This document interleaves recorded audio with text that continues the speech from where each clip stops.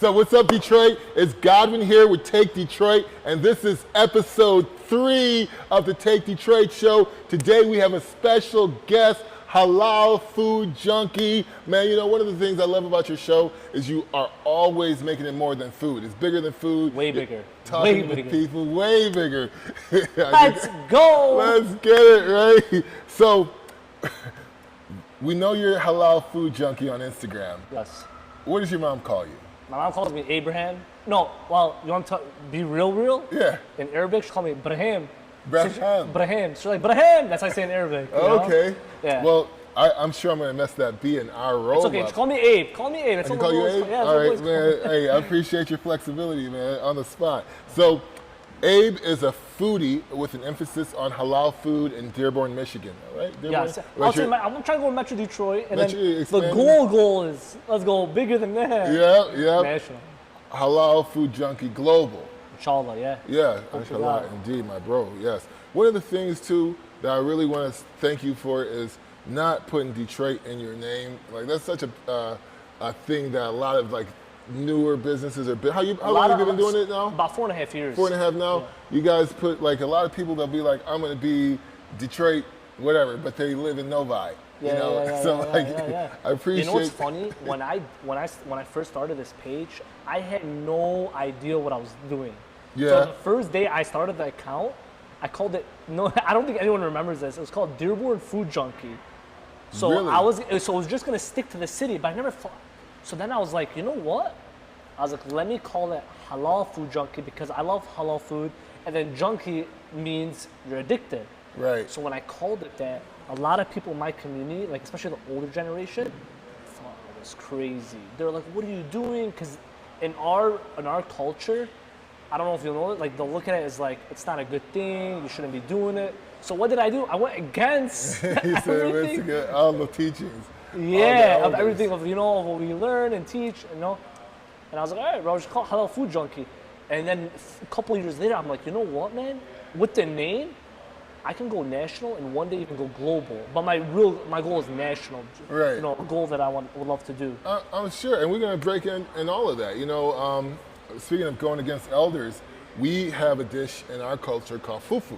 Okay. It's like a pounded yam or like a plantain or cassava mix. You typically stovetop steam this and eat it with your hands.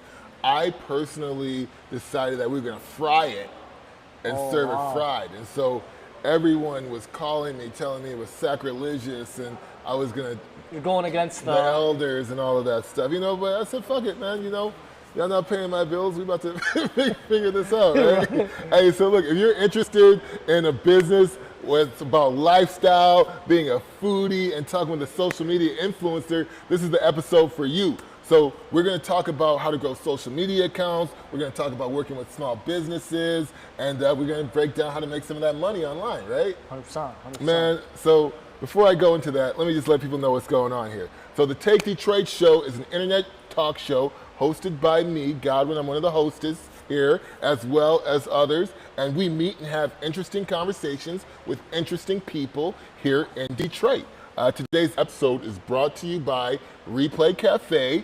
It's a video game cafe right on West Grand Boulevard, right down the street from Woodward Avenue, and they've been great partners. We record all of our shows and studio content here. So if you see some of that in the background, that is because that is where we are at. You know what this sort of reminds me of? What's that? So back when I was a kid in Lebanon, in my village, we would go to the computer store, it was called, and we'd pay like $1, $2, and that $1 you pay for a whole hour. So we'd play like different type of video games. That's where I got into FIFA, soccer, because back in the Middle East in Lebanon, soccer's like outside of the U.S. Outside of the United States, you know how it is. Are you a soccer fan? I am. Chelsea all day, baby. Man City, let's go! I got you. My man. We're rivals. I gotta know, man. Like you doing social media, doing accounts. Like, what were you doing before this? So before, I was actually a teacher at an Islamic school. Oh, yeah? I know that sounds crazy because like you're sitting in a school, 4 different walls.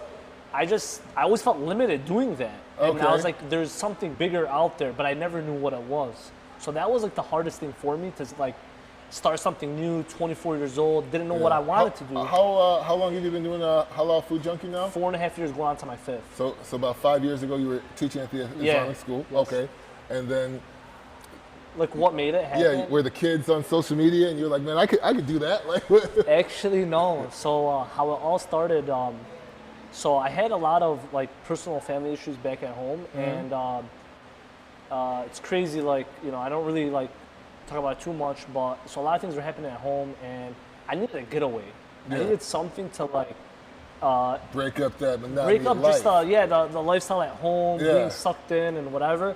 So I was like, hey, let me start a food page. So it was me and my 2 friends in my driveway. Okay, and you went straight to starting the food page, or did you do something before you started the food page? No, literally, I was like, hey, we're starting a food page. You know? By the way, mind you, for 4 years, I wasn't on social media.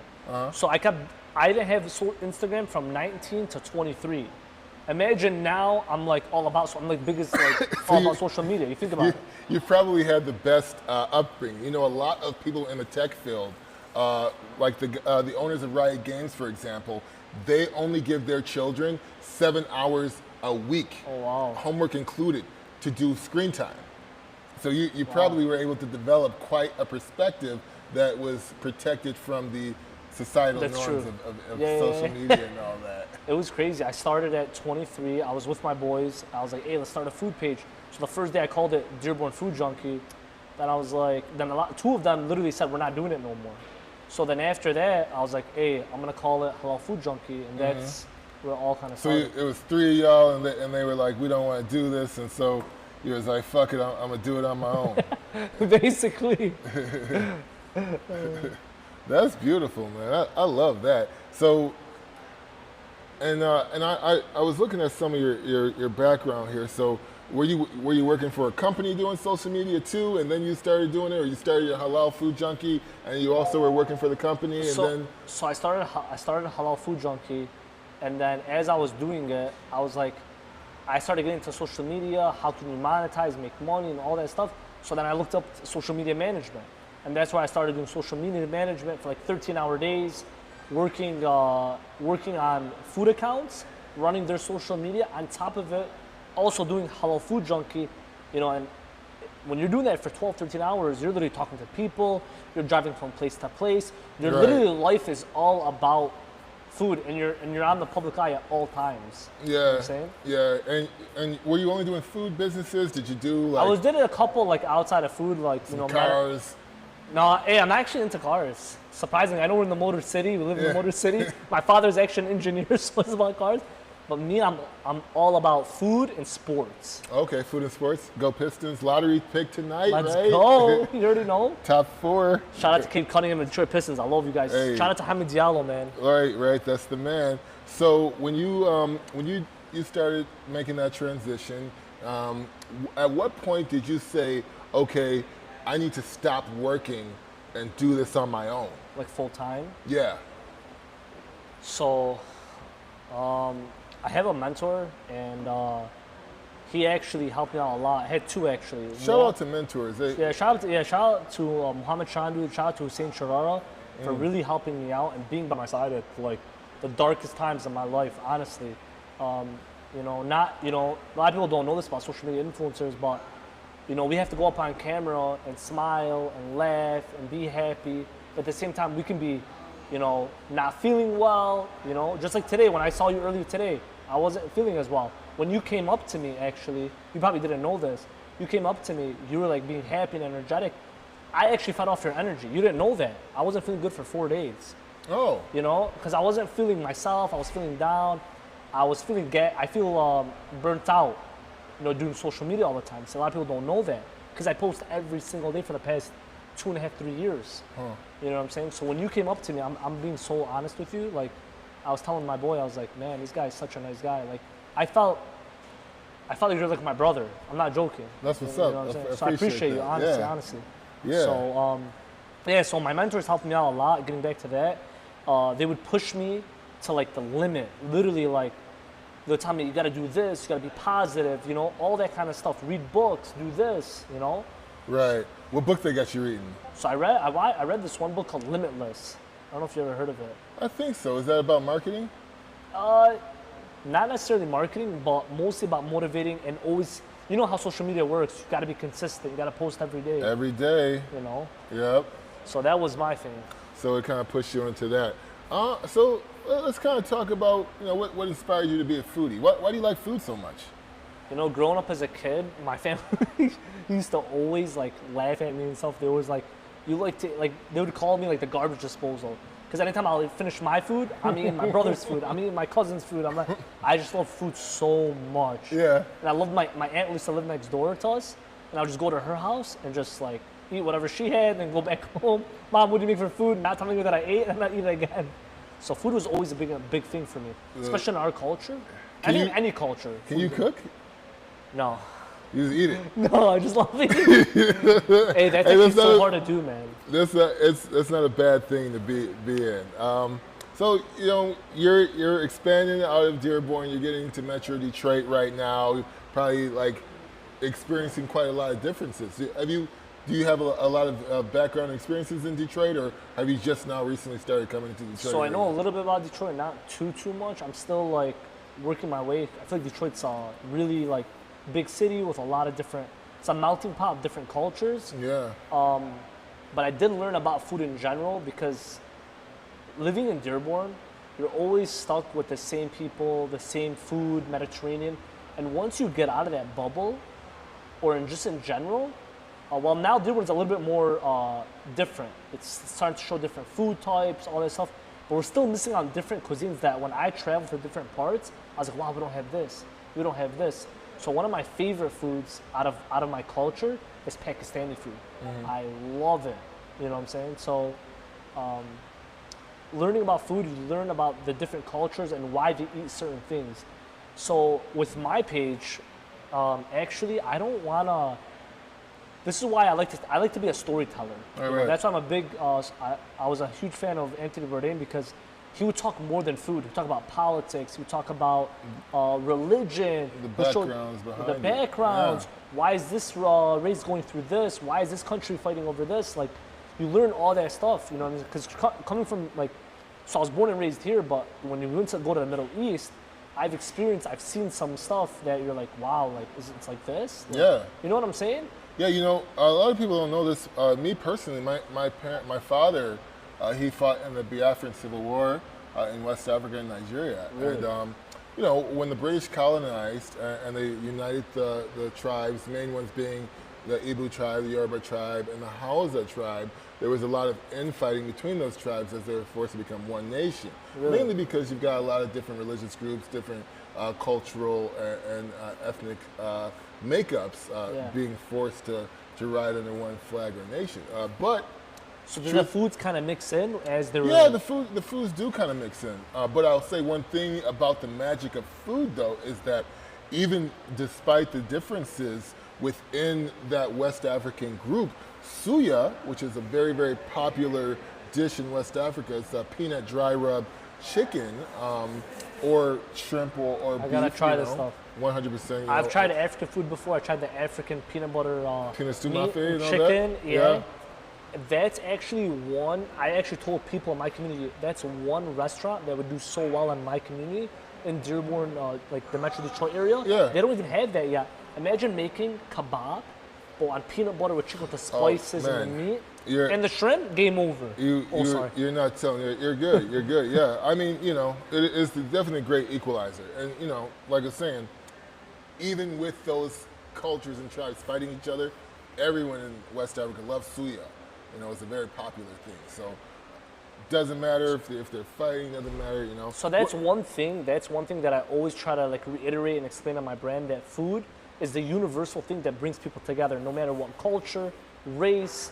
You know, my page is this is what I want to do, and what I want people to know about is it can be bigger than just food. Yeah. It's how we can bring everyone else together. Oh yeah, yeah, 100%.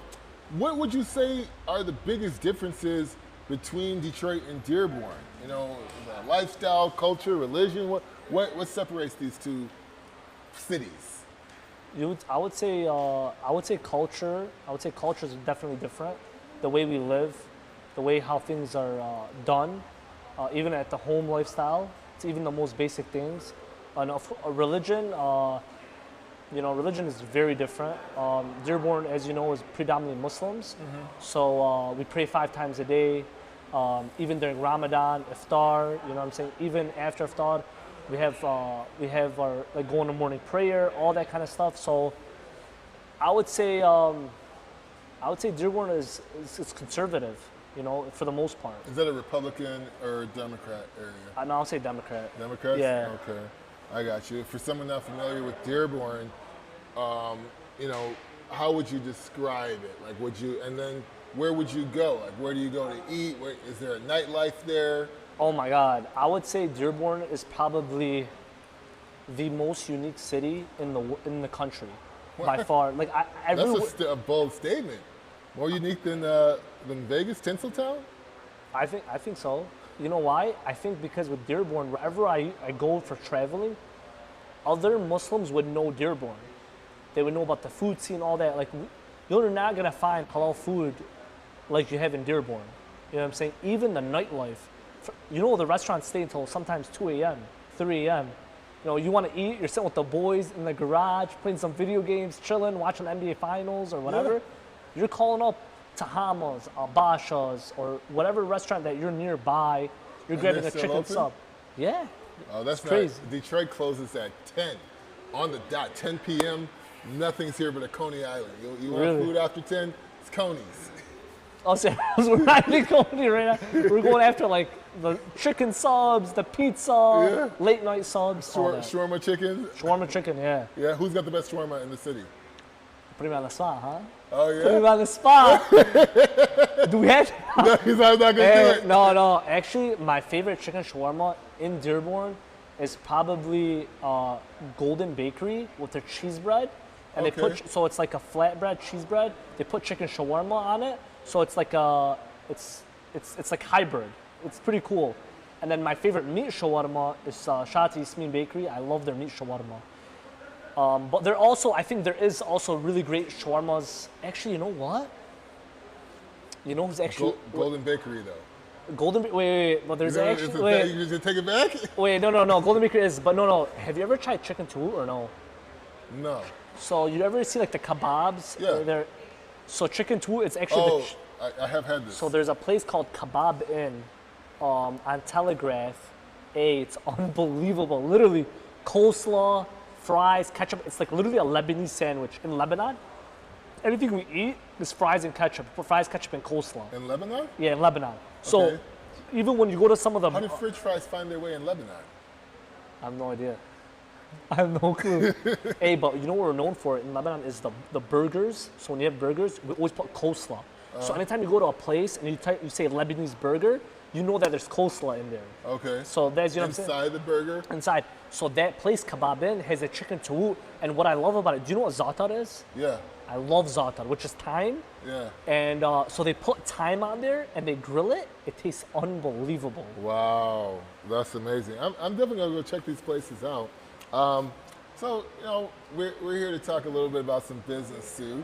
So let's talk about the business of being a foodie. So a lot of people think it's as simple as going places, taking some pictures, posting it online, and then followers come, and you're now rich. You have about 50,000 plus followers, About right? 40 plus. Hopefully we gotta have 50. He's being humble. He's got a large following here. But why don't we talk about some of the work that goes into it? Like, how many times a day do you post?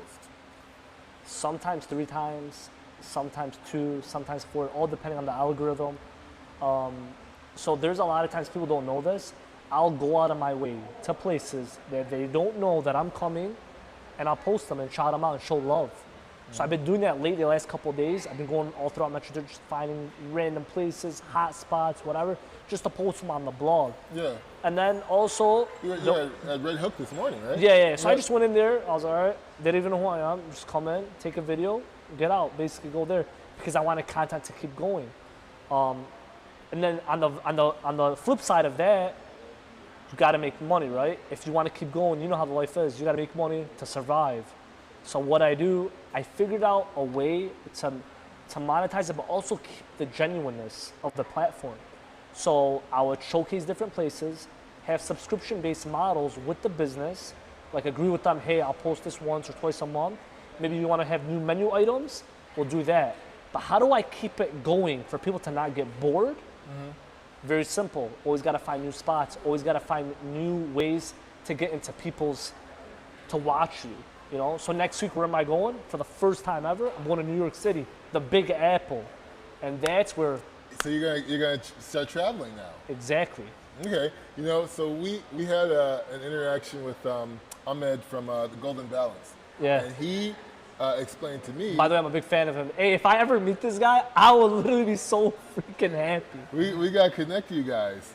So he indicated to me that he was starting to travel. So now he goes to Florida, he goes to Chicago, he goes around, he plans the trips, and he said that he needed to do that so that he can keep his content fresh because it gets stale. You know, so many people you can only do so much. Yeah. There's so many places. And now there's a lot of different influencers. You know, so a good restaurant is going to get covered a lot by multiple people. You know, so everyone's going to be seeing the same thing, just a different lens and all of that. Exactly. How did it feel when you got your first viral video? Oh my God. Do you remember it? What was it? I think it was on a City of Dearborn, the local news page, and I was just telling people that, hey, a lot of people didn't know who I was, and I was like, hey, I would like to start a food page, you know, follow my food account.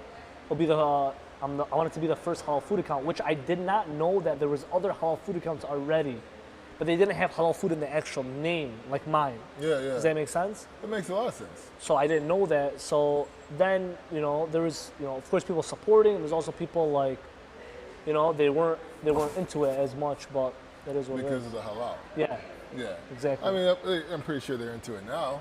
Oh, 100%. They got no choice. But it's crazy though. It's like doing it for so many years.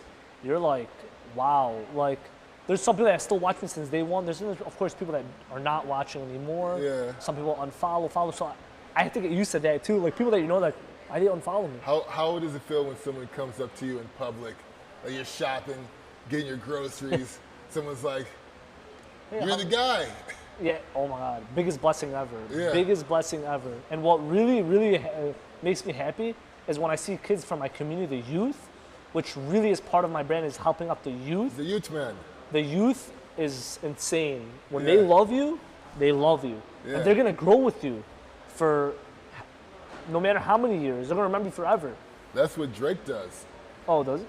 I mean, you know, little kid, like the thing about Drake, while he's not going anywhere musically, is because many different demographics listen to Drake. Women listen to Drake, old heads listen to Drake, and like all the kids. Like if you talk to a kid, you ask them about a Drake song, even if they say they don't listen to Drake, they know all the Drake And all the lyrics, Drake's music. You know, Yeah. you put on Future or Kendrick Lamar, even though they're like, oh yeah, Kendrick, you know, they don't know the songs. You know, they not like a Drake song. You know, so it's just a thing. So youth are always going to be the ever continuing future. You know, every generation under us is going to be like, what's your generation? What do they call you? I'm 27, so Gen Y, I think. Then it doesn't matter. yeah. I would be what you would call a zennial. So I was like right in that millennial phase. But I was also around before the internet officially became accessible to all on cell phones. Were you part of like the Facebook? Yeah. Do you remember BBM? So yeah, I was on Facebook as a sophomore in college. That was my first time experiencing Facebook. That was my freshman year of high school. Right.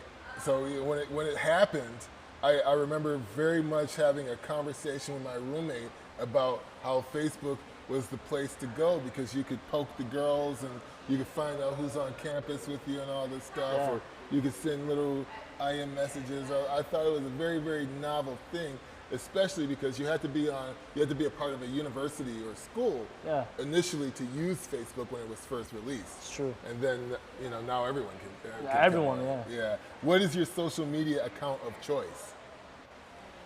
You mean like which one do I mostly? Yeah. What do you use the most? Instagram. TikTok, Instagram. Instagram, yeah. Do you use TikTok at all? I do. Still like, I'm still trying to figure it out. Okay. It's tough. So some people have varying success. Some people Yeah. are more successful on different platforms. I'm more successful on Instagram, but it's crazy. I have actually more followers on TikTok. You have more followers on TikTok. Yeah, because TikTok, you know, the followers, Yeah. I feel like it's easier to get. Okay. But you see you're more successful on Instagram with less followers. Why do you say that? Because Instagram is where the actual, like, if you want to follow the food content and actually understand about food, it's on Instagram. TikTok is more of like my mom being the Arab mom and like cussing me out in Arabic and having a good time, you know? Oh, yeah. Being that funny Arab mom that everyone watches throughout the world. Oh, You know what okay. I'm saying? So the TikTok is more like a quick hits. Quick hits. Instagram Yeah. or that. Okay, I got you. So are you on any subscription services? Are you on Patreon or anything like that? No, so I didn't know. So what is Patreon exactly? Patreon is like it's a subscription-based site for content creators. So you could charge people or have people support you monthly, weekly, one shot. So you say, here, here's $50 Really? for being a halal food junkie. Oh yeah, then I have, Or do you have an OnlyFans? no, You're not nothing. dressing up in no grilled cheese shirts? No. No. You think I should? You look, you know. Yeah. Put the halal food junkie on the shirt and make some food. And make some cheese, some good cheese videos. That'd be hilarious. You know, they're one of the top 10 producing sites on OnlyFans is a food-based account. Really? Yeah. Yep, they do enhanced food imagery where they've got like cheese dripping or, you know, Oh, like the chocolate chip cookie with Yeah. all the. big bite Oh my sandwiches. God. A secret passion of mine is I watch a lot of behind the scenes content of food produced videos. So you'll see the full video and then they'll show you how they created it. Most of the time, you know, like a coffee, for example, they'll put a fake piece of wood and a fake Really? linoleum tile, I didn't so know it that. gives that kitchen appeal, and then they'll slowly pour the food on. Really? Yeah, I was at one point I did food for commercials. I was the Banza chef at one point, for example, and so while I was on that job, I would have to make Banza recipe dishes for photo shoots, for camera ops, things like that, and 100% of the time, the food was never edible. We were just dressing it up using Elmer's glue to make the chicken look more glistening, or like, you know, different things like that. So, do you monetize through Instagram? How do you make money? Through restaurants. Restaurants? Yeah. I Re- just found out today that that Instagram can actually pay you for reels. Yeah. I didn't know that. Yeah, they pay you for the reels. TikTok pays you. YouTube pays you. Yeah, I know TikTok does, but I didn't know Instagram actually pays you. Yeah, they do, and you don't have to get a lot either. I think it's like their threshold is a consistent 7,500, and then you can start to get monetized. Like 7,500? 7,500, yes. Wow. And you're definitely clearing that. Yeah. You know? Especially during Ramadan, they're in like 15, 20. Right. So you go to the restaurants now. Break it down for me, right? So you go to the restaurants, you say, hey, I do videos, pay me money. Like, how does it work? No, so go to the restaurant, you gotta build a relationship. Sometimes you gotta do things for free, you know, multiple times until you have a platform that you can show them that, hey, I have people that actually are coming. As you do that, you have to talk to the restaurant, you have to schedule a day and a time, and to go to that place, and you know, then you do the whole shoot, you know what I'm saying? You go from start to finish of how they make a certain product, Yeah. you showcase that, all that kind of stuff. It's honestly, it's a lot of work, especially doing day in and day out. Yeah. But it's also rewarding too, because you're also like supporting, helping a local business out. Yeah. And you love to help people. Do you do any stuff with nonprofits? Do I what? What is- And, like, do you have a nonprofit? Do you No, know I anything? don't. But I actually Nonprofits? support other like nonprofits in the area. Just bring more awareness to them. Okay. So I'm a big fan of music. You know, I'm a big music head. We do music shows here at the cafe. You know, you can listen to some of the songs they're playing. And I like to just find out if you had a music album coming out, what would the I'm cover into like be? love music. Yeah. I'm With into- your music. Let's say Halal Food Junkie. Abe's music cover. Abe's album. What's the title? What's the cover looking like? What's the gonna be about? Uh, I would say different, sticking to food, correct? Like different types of foods on there. And like what kind of genre I would play, what kind of Yeah. music. I'm into like, you ever listen, you know Mario? Remember Mario? Like Winers? Like, you ever hear that song, Let Me Love You? Yeah. That's my favorite song growing up. I know that sounds right, but I'm into like love music and stuff. So like unity, love, it kind of shows on the page, you know, always showing so love you to like the lovey-dovey. Lovey dovey, exactly. Hey, you gotta pound it. Exactly. Okay, all right. So Mario, Catching me on feels. Let Me Love You. Hey, no, it's good. Now, is it Mario Let Me Love You or the remix where they had, I think, Jadakiss on there? No. Just let me love you. Oh, you 'Cause just- back in my 4th grade, I was singing in the shower. Okay.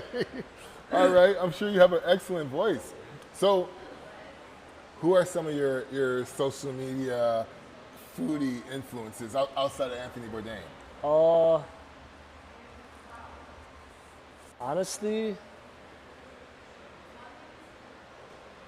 Who are you following right now? I mean, I follow a few. I like Chad on Detroit's content. Shout out. All right. I Shout out like to his Sean. content. Honestly, it's weird because I don't really have another food person that I actually look into. I actually look at like more travel food people, like Drew Brinsky. I watch his stuff on YouTube. I watch that guy on YouTube. He's the #1 food in the world. What's his name? I'm trying to. Sonny, the greatest food show review, the greatest food review show ever. I think White guy travels to a bunch of different countries. there was an Asian guy that does it. Mark Weens. Mark Wiens. How did I forget? Mark, you watch Mark Wiens, right? Yeah. Big fan of him, so I like his content. Yeah. I actually want to travel more to different parts of the world and going into like, so like the best part of my content is when I go to people's homes and show their culture or show what you're not expecting. You know what I'm saying? I think that's got me. If you're from the school of Anthony Bourdain, one of the biggest things that he did that I think a lot of shows took the blueprint from, as we talked about throughout this show so far, is he made it more than food. He broke down the culture. He had a lot of dialogue with different individuals Yes. over food and over music and the culture surrounding it. Which you're definitely in that school. What are some of your favorite restaurants? We Favorite talked about shawarma. restaurants. Where do you go with the fam? Where are you taking your dates? So like my go-to spot is Country Chicken. Country chicken? Do you know it? No. Really? Country chicken? No. In Arabic, it's called Matam Daya, so it's like the village, kind of country village, like. Okay, this is the restaurant? Yeah, it's on Schaefer in Dearborn. Okay. It's like my go-to spot. Like if I'm not going to go record, I'm just gonna get my boneless chicken, my fattoush, my Arabic pita bread.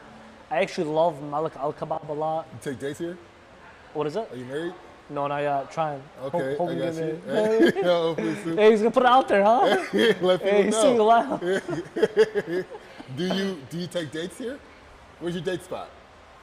I also haven't been on a date in so long, in so many years. Hey, the hustle, man. you The know. hustle is grinding. I can't go anywhere without being seen, so I gotta go find a spot that's outside of here. We take a picture. Hey, how would you think that is? One moment. I gotta take the picture. I gotta take Yeah, right? Oh my. If you were to go on one, where are you going? I'm going to a city outside of here. I'm going to Ann Arbor, so somewhere that no one will see me. Oh yes. I can't even say Ann Arbor now.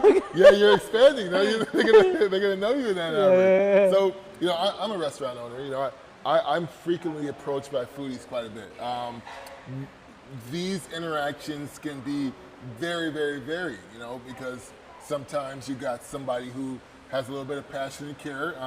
Put yourself in that. And sometimes you got someone who's just, I want to make some money, or I want to just take pictures of food. So I'm going to start showing up to That's when you're places. arrogant. I don't like that stuff. I like to be Yeah. humble and helping out people. Yeah, so we'll start with that. What kind of advice would you give some restaurant owners like myself when collaborating with social media influencers? Honestly, you want to work with someone that's down to earth. Like when I met you today, I was wearing slippers, we're kicking it back, cracking jokes, all that kind of stuff. Having more of like a for me, when I work with restaurant owners, they're more like my family. Like once like I'm working with a restaurant, he knows my family. He knows the inside scoop of my family, my brothers, like vice versa. I know everything about them, and they tell me secrets. Their future business, what they want to do, even what they're doing now, and even myself, I'll tell them secrets about what I want to do in 6 months or whatever. So I think it's building on trust is one, having that homey feel vibe, that chill vibe, and you can read someone and know that they really have passion. You know what I mean? You could tell that, hey, this person really has passion and love what he does. And that's what people noticed about me. And I think that's what sets me apart from other food bloggers is being down to earth, not going for money, honestly. Like, if I tell you so many years doing this, I never made $1, you know, just recently, yeah? You know what I mean? And sometimes it's not even worth it. Like, I won't go to a person, I don't care how much money they're gonna offer me, if I don't feel comfortable, if they don't make me feel happy, I'll go with my friends and go pay $15, $20. I don't care about the money. Money doesn't mean nothing to me. Money does not bring happiness to me. It's about love and joy. And if I'm not loving, if tomorrow I wake up and I feel like I don't want to do this anymore, I'll stop doing it. That's the type of person I am. Yeah, no, that's important. So I gotta ask this because it's something that comes up all the time. Like, should I always expect to comp food or pay for promo? It doesn't really matter. It's up to the owner, whatever they want. That's how I view it. Like, if I'm going to a restaurant and you didn't invite me, I'm not expecting you to give me free food. You know, even though a lot of times they know, but like, even if you want to charge me $20, $25, that's just my personality though. Everyone's different, you know? I know everyone's and different. if you want to pay, that's where you call in before, you tell me, hey, I would like you here. You build a relationship. Sometimes if I know I'm not going to a restaurant for 3 months, it's been 3 months since I seen them, I'll give them a call, hey, how's everything going? How's the family? And then try to schedule something. You know what I'm saying? So you're always like doing this thing. You say you're doing 13-hour days at one point. Yeah. What are you doing now? I would say like 4 to 5, but it's also like outside of the 4 to 5 hours. After that, it's networking after those 5 hours, or even before, networking with different individuals. How do I tap into this market or this city? Who do I have to meet? Who do I have to connect with? Do you also probably do all your own editing and all that? Yeah, stuff exactly. Too? Yep. Man, that sounds like such a grind. How are you getting inspiration? Like what do you do if you don't want to do it anymore? If I don't do it anymore, I feel like I let so many people down in my city, and people that really like love the page. So your fan base is your like the youth, my age, the older adults, because a lot of people told me with my food page, it brings hope. It brings hope to the city, you know, where I'm from.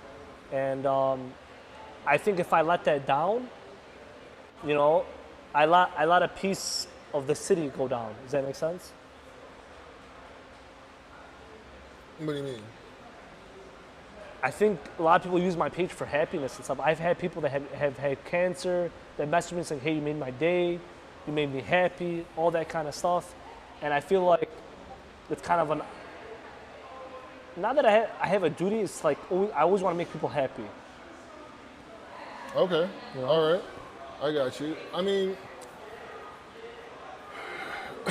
when you first started, right, you said that you were getting inspiration from being a foodie, and you know, as like right now you're saying the inspiration is coming from the fan It's base. outside of food. Honestly, right now for me, I'll be so honest with you, it's outside of food. Like, what makes me really happy is when I help out nonprofit organizations, whatever I can do to help out people outside of food. That's what makes me happy at the end of the day. Okay, cool. Would you say you want to be a psychologist then? Or a therapist? That was one of no, because I love food. So like, I feel like with food, you can still help out people, you know, through different like like through causes, you know. Right. So look, you said what? Go ahead. Yeah. So I want to page back to the question about should business owners, what should they expect when people visit their restaurants for food? My unsolicited, unasked comment, yes, I expect some business owners to comp me or give me a little bit more attention. At a time, if I post you, you're getting thousands of dollars in free promo. $30 on a dish is nothing to me. It costs $30 retail. It's $10 for you Can I tell you a real story about me? Go ahead. So Elaborate. you can't hear me, so you Man, I don't want to Yeah, talk about this because so- it annoys me. I'm gonna elaborate on that. So, as a business owner, when someone comes in and they say they're a social media influencer, depends on who it is. Some Depen- people are bullshit. yeah, some people are bullshit. So if I know who they are and they're not bullshit in my head, I fully intend to copy because I know the likelihood is I might get something. You know, like Yeah, if it's I gonna get count really this, busy. It might get busy. It might be something. You know, but then there's also people who, you know, don't necessarily have a following, or maybe they're just getting started and they come and try to order the whole menu. You know, 150 bucks worth of food or something, 200 bucks worth of food, and even with the food cost being low for me, I'm like, no, you know, fuck that, right? You know, so, but like you coming in, you have a following, you got, you know, stories, true stories of you posting videos and generating Oh my God, thousands, thousands maybe of even dollars. millions of dollars Yeah. for businesses. You know, break that down, man. Like, how do you really feel about that? You're going to say a story or something. Yeah, tell us your story. A real story? You said you had something to say. Yeah. Tell a real story. It's a juicy one, man. Yeah. So one time I posted, this is how I knew it was real. I have a restaurant in Canton called Ali Bistro Canton. They have a dish named after me called the HFJ Special. You know how many people buy that dish? It's insane. Yeah. Insane.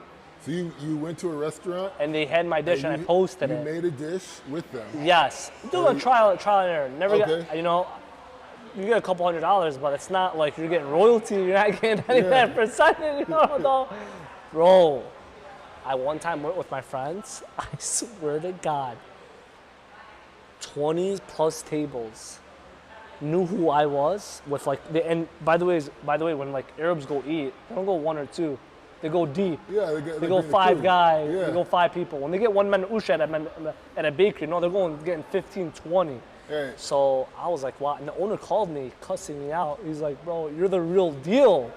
He couldn't believe it because no other food blogger's ever gone to him but me. Yeah. So that's when I knew I was the real deal. There's another story too. I'll never forget it. A year ago or two, I posted a Nashville chicken sandwich at Big Al's Pizzeria. I think I saw that. Oh my God. He was selling more Nashville chicken sandwiches than pizza. He probably made at least $10,000. I'm not joking. I would bet. It was a lot. Did you post a line and stuff? What was it? Did you post a line there? No, I don't post any lines. They just call me and tell me. And then Okay. sometimes I'll go there 2 days after. All you see is the orders. 4 Nashville chicken, 3 Nashville chicken fries. It's crazy. And I'm like, what? This is real? Yeah. Social media influence is real. So, and that's probably why you decided to start going to the restaurants and charging the restaurants. I was for the charging videos? before, but I didn't believe in who I was. Does that make sense? Oh yeah. I wasn't believing in myself. Now, Elaborate. I wasn't believing in myself because I felt like, Couldn't justify asking for an amount. yeah, I couldn't. I couldn't justify. Exactly. I couldn't know what my dollar worth was. And for so many years I was doing it and I was bringing so much business. I kind of felt even hurt too. It's like I'm doing so much for people, but they're not, Did you? I know you're hurt.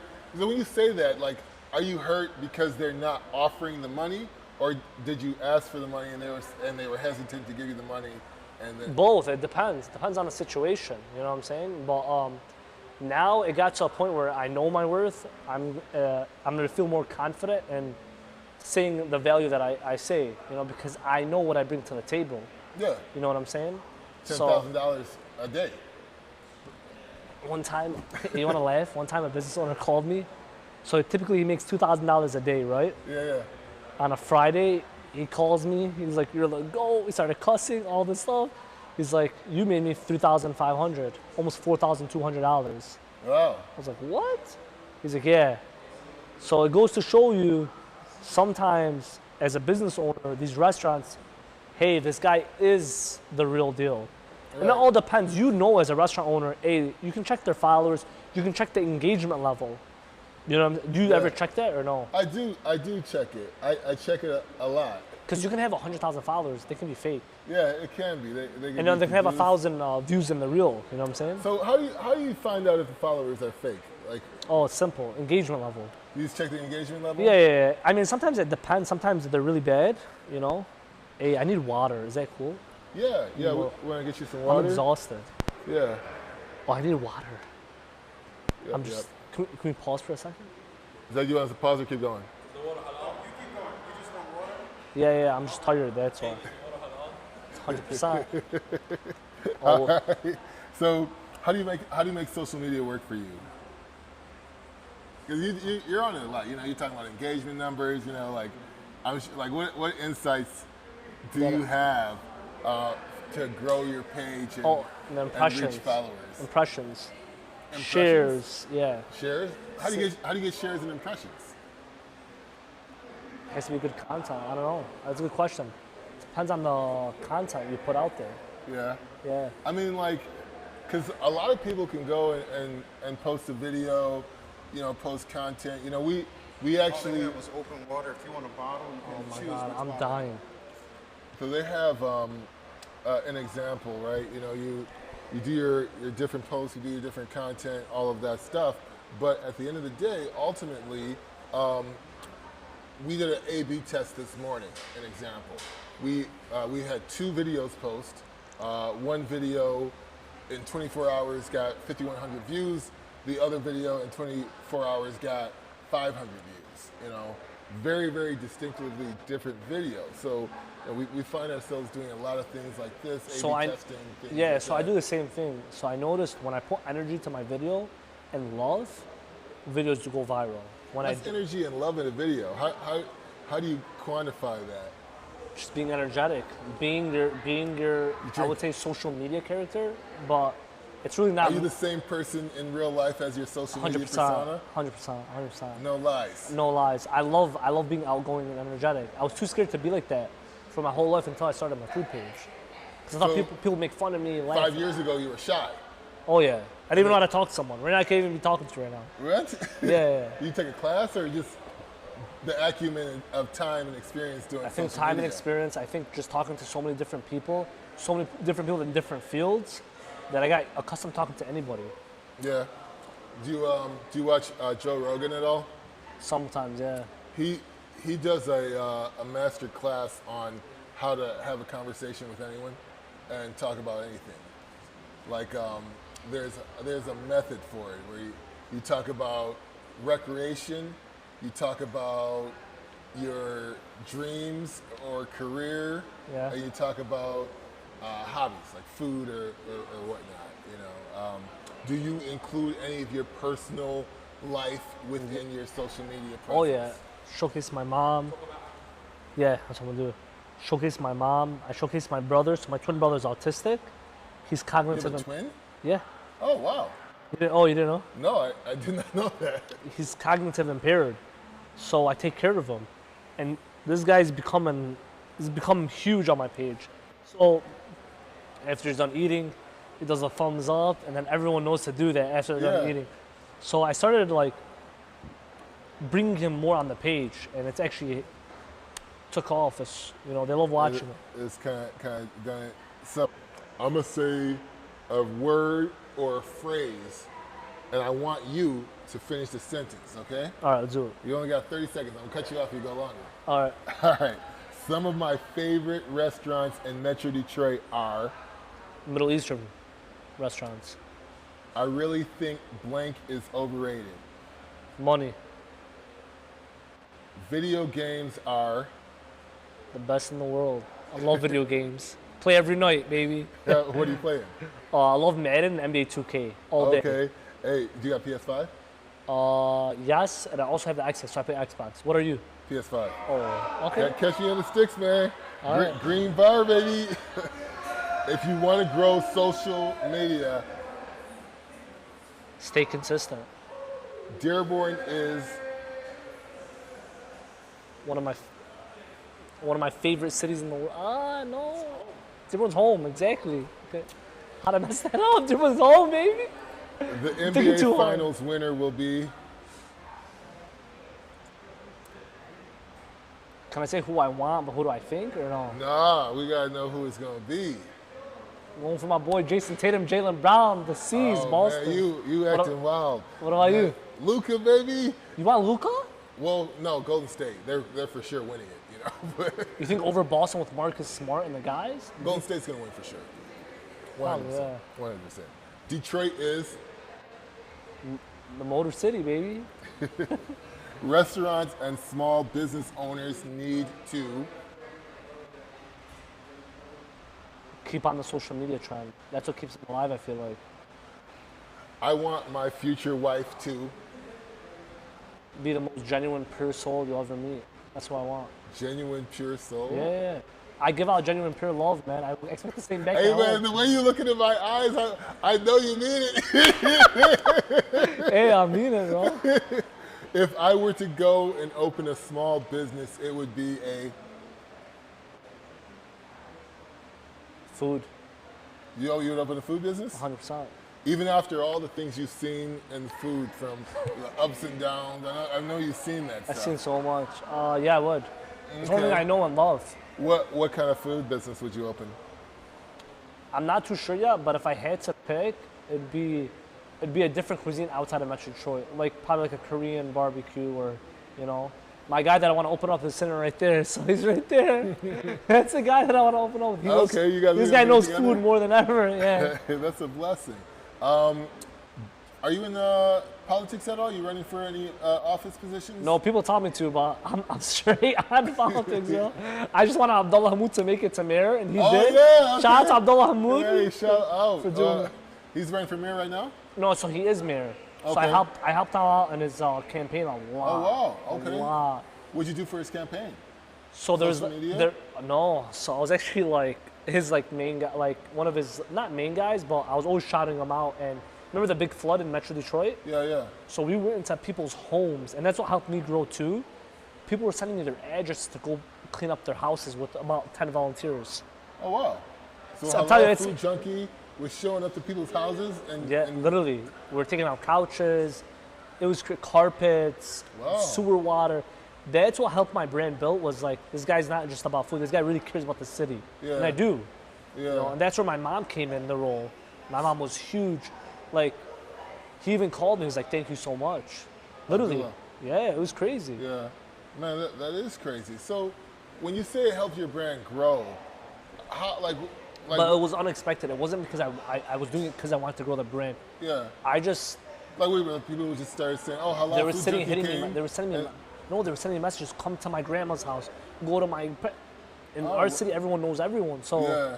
there's about 100. What's Dearborn's population? I would say 100, 110, 115. Not too- 115. Probably. What's the size of the city? I'm curious. Actually, you should check it out. There's the East Dearborn and West Dearborn. You know that, right? You Yeah. know the difference, right? Or no? Yeah, I'm not To the too two. familiar. Walk me through what makes Oh my East God. Dearborn. I'm from East Dearborn. I thought Dearborn was one city. No, it is, but there's a difference. West Dearborn, they call it the bougie. You got money. East Dearborn, you're a blue collar worker. That's where I'm from, East Dearborn. No, Okay. so I always show love to East Dearborn because East Dearborn doesn't really get the love that it does. Is East Dearborn and Dearborn, is that separate from Dearborn Heights? Yeah, Okay. Is Yeah. there an East and West Dearborn Heights? no, but Dearborn Heights is just Dearborn Heights. I feel like it's just Dearborn is just a whole different. Dearborn's so much bigger. You got the South End. Okay. South End gets neglected a lot. That's near Southwest Detroit. And that's where most of the Yemeni population lives, which I feel like they deserve more love. They should deserve more love than anything. And then I show a lot of love to that community as well. So, I gotta say, it has been really awesome talking with you, exploring the backgrounds of social media. Before I let you go, I've got just two questions. The first being, when did you notice your largest leap? Like a lot of people, they'll grow followers like almost like a stream. They might get 500 here, 1,000 here. So for me, it's a little different because there's been streaks along the way. There was the one time that I was on the local news channel. One time it was during COVID where everyone was sitting home watching me and my mom cook at home. I didn't stop content, never stopped content even during COVID. So I had to like change it up. Then it was on the Detroit news. I went from 19K to 21K. I was like, wow. And when was that? How many years ago was that? About a year and a half ago. Okay. So literally in about a year's time, then you've grown about over 25,000 followers. So in a year, I would say I went from 29, 28 to 40, yeah, year and a half time. And these would happen in chunks of 1,000 at a time. Yeah, You know? Ramadan's my biggest month. It's like we call it the Super Bowl month for Super Bowl foodies. You go out, you're posting from 9 p.m. to 5 a.m. Yeah. I gave like 3K just this past Ramadan, you know? Okay, wow. So you just gained it. That is incredible and such an incremental change. I gotta say, you are on such a good spectrum of the food industry and business right now. You know, in this past 2 years, I just witnessed such a large amount, and you know, like the Drake song, you know, I still love it, but I used to love it more in a sense, you know, but I've just witnessed so much change, turmoil, and heartache and pain, as well as a large amount of restaurants that have closed at a faster rate than before the pandemic.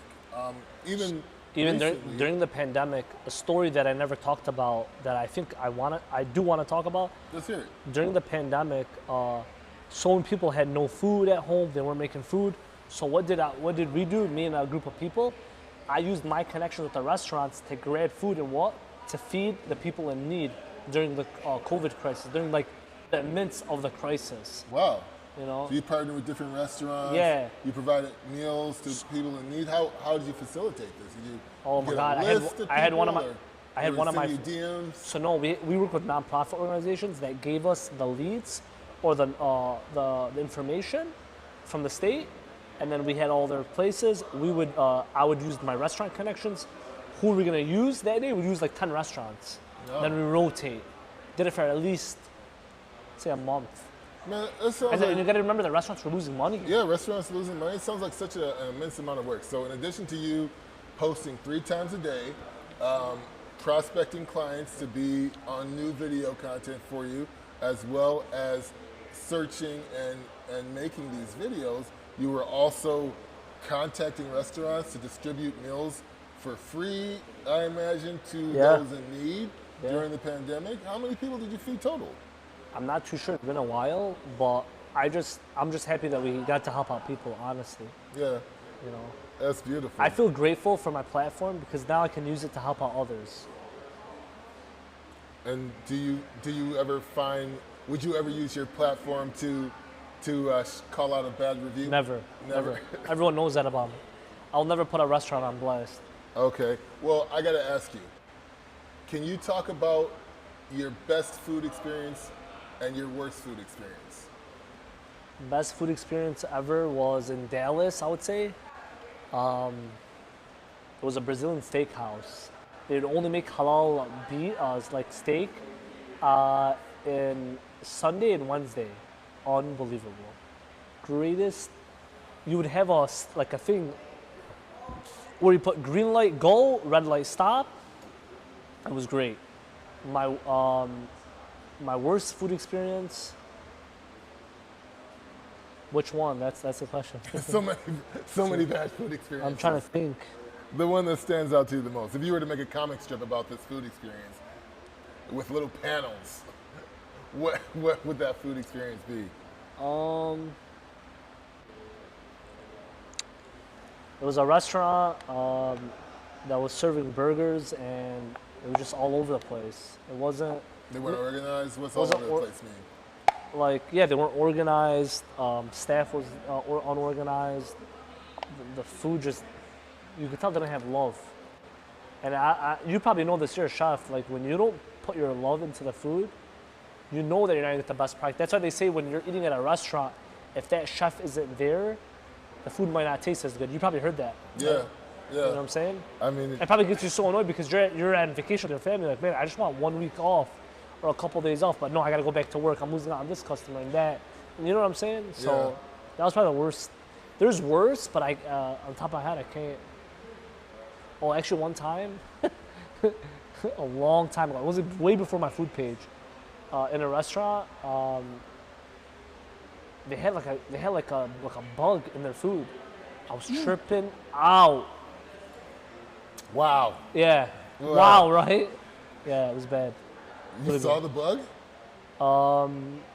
Yeah, It was dead though. it was that. Yeah. Thank goodness. That's why you don't open the door and you're smoking that cigarette. Don't do that. All right, cool. So,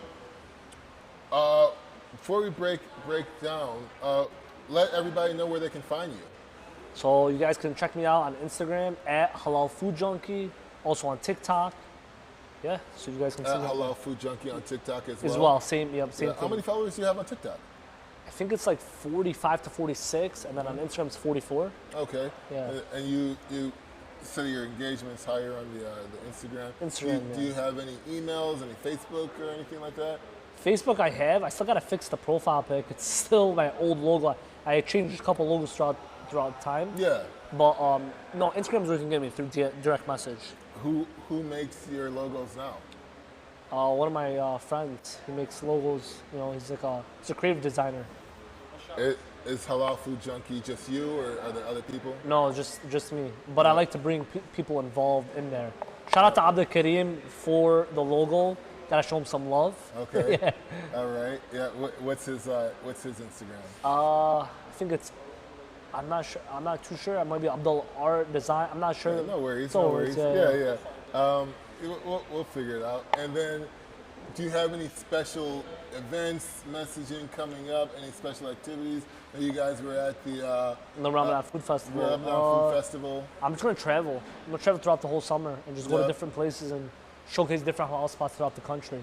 Okay. Maybe even go back to Canada. Toronto has by far the best food I've ever had. Toronto is pretty good, and you're gonna be in New York as well. Yeah, New York. I'm excited for that. I Pizza, can't- bagels, halal I food. can't wait to see that, man. That's gonna be super. Shout out to the dope. Big Apple. We're coming. HFJ's coming. Hey, look, New York is counting on you to be accountable. Don't look up in the sky as you're walking around. I don't know if you've been in New York ever, but No, that's never. a fast-moving city, man. They get mad, you know, if you. I slow heard it that, up. man. You know what I want to do though? I want to stop a person and just start doing videos with them. That ain't happening, huh? Send me the recording. I would love to watch that. So that's it for this episode 3 of the Take Detroit show. I would like to thank our guest, Abe, Halal Food Junkie. I would like to thank Replay Cafe for hosting us and letting us use their facilities. Please follow us on social media at Take Detroit or Take TV to make sure you're up to date on all Take Detroit things. And as always, I'm your host, Godwin, and until next time,